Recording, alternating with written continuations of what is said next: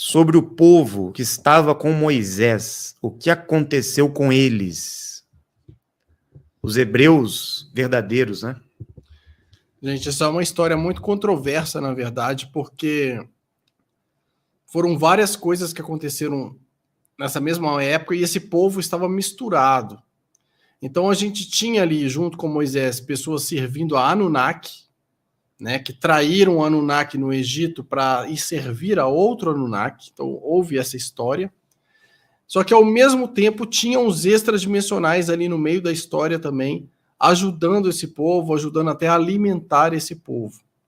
Então, no final das contas, quando falei o povo de Moisés, a gente não sabe assim, se éramos nós, uma parte de nós dimensionais misturados ali no meio, ou se tinham aqueles também, né, que fizeram, estavam a serviço dos Anunnaki. Então tem uma mistura nessa história que, pelo menos para mim, não ficou claro ainda, né? Os parceiros já passaram essas duas informações, né, que na época o próprio Moisés teve momentos de estar a serviço dos Anunnaki, mas a gente não sabe também até que ponto houve a interação deles ali com os dimensionais também.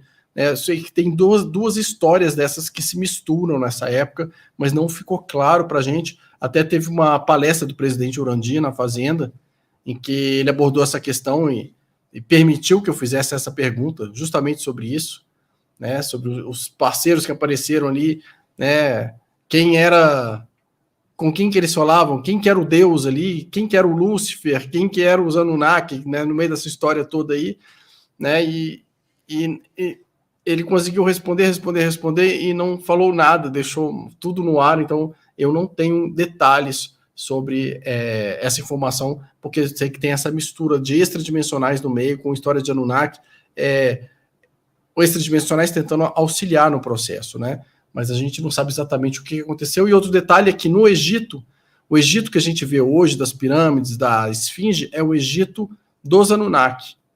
O Egito dos dimensionais original, gente, ele tá lá embaixo ainda das areias, tá? Tá soterrado. Então, são histórias que a gente fala, no Egito foram os Anunnaki, não, houve também o Egito dos dimensionais, muito tempo antes, só dos extradimensionais, é o mesmo lugar, mas em tempos diferentes e camadas geológicas muito diferentes.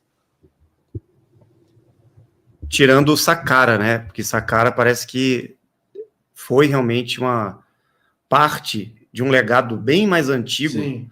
A primeira pirâmide, parece, que inclusive tem a participação de Idibel e das 49 raças dos dimensionais ali, como um grande monumento escalonado na época.